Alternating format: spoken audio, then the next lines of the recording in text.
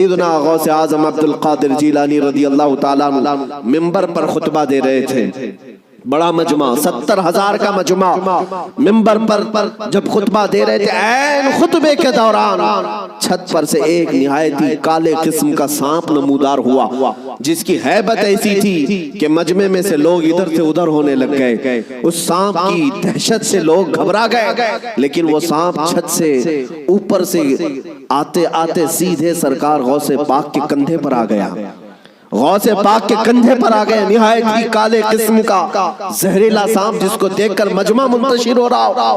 غوث پاک خطبے میں مصروف ہیں اور اس کے بعد وہ سانپ آپ کے گردن سے آپ کے جبے میں داخل ہوا، آستین میں گیا، سینے پر آیا، دوسرے آستین میں گیا، گردن میں آیا. اس کے بعد تھوڑی دیر کے بعد وہ واپس ادھر ہی گیا. غوث پاک کے ایک جملے میں بھی لغزش نہیں ہے. خطبہ جس طرح چل رہا تھا اسی طرح چلتا رہا. اور اس کے بعد اس سانپ نے فصیح عربی میں آپ سے کلام کیا. کہا ہے عبد القادر، میں آزمائش کے لیے آیا تھا. اس سے پہلے میں نے کئی لوگوں کو آزمایا. ان کے یا تو زبان میں لکنت آ گئی، یا تو پیر ہل گئے، یا تو پھر اپنا بیان چھوڑ دیا. لیکن تمہارا حال تو یہ ہے کہ ایسا لگتا تھا کہ تمہارے جسم پر کوئی چیز آئی نہیں. غوث پاک رضی اللہ تعالیٰ عنہ مسکرائے، خطبہ جاری رکھا. لوگوں نے پوچھا غوث پاک سے کہ یہ کیا تھا؟ اتنا بھیانک سانپ آپ کے جسم پر آیا، آپ کے جسم پر کوئی جنبش بھی نہیں، لغزش بھی نہیں. سرکار غوث پاک رضی اللہ تعالیٰ عنہ مخاطب ہوتے ہوئے ارشاد فرماتے ہیں، میرا نام عبد القادر ہے، میں قادر کا بندہ ہوں. کس کا بندہ؟ قادر کا بندہ. قدرت پر یقین رکھتا ہوں. مجھے اس بات پر یقین تھا کہ اگر میری موت آنی ہے تو اس سانپ کے ذریعے سے آ جائے گی. میرے ہلنے سے بچنے سے میں بچ نہیں سکوں گا. اور اگر میری موت نہ آنا ہو تو اس طرح کے سینکڑوں سانپ بھی میرے جسم کا کچھ نہیں کر سکتے. موت و حیات کی قدرت صرف میرے رب ذوالجلال کے پاس ہے. میں اسی یقین کے ساتھ خطبے میں مصروف رہا. وہ تو امتحان تھا، ٹل گیا. عزیزان گرامی وقار، اس بات کا میں آج آپ کو اعلان کرنا چاہتا ہوں، اگر آپ قادری سلسلے سے بیعت ہیں تو غوث پاک کی اس استقامت پر قربان جاؤ. آج اس طرح کے زہریلے سانپ اگر تمہارے ارد گرد آ بھی جائیں، تمہیں اس بات کا یقین رکھنا ہے، موت و حیات کا مالک میرا پروردگار ہے.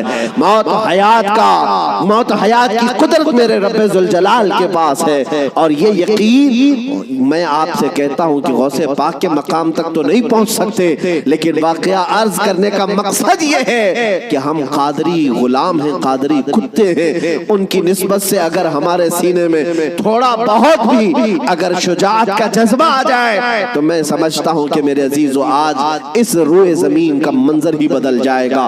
لوگ دیکھ چکے تمہیں ڈرا کر کے، دھمکا کر کے. انہیں یہ اندازہ ہو گیا ہے کہ یہ تھوڑے پیسوں میں بک جاتے ہیں یا خوف سے تھر تھراتے ہیں، ڈر کر کے بھاگ جاتے ہیں، اس لیے دنیا تمہیں ڈراتی ہے، دھمکاتی ہے. لیکن جس دن تمہارے قدم ڈگمگانے سے رہ گئے، میں یقین کے ساتھ کہتا ہوں بجلیاں آئیں گی، طوفان آئیں گے، لیکن تمہارا کچھ نہیں ہو سکے گا.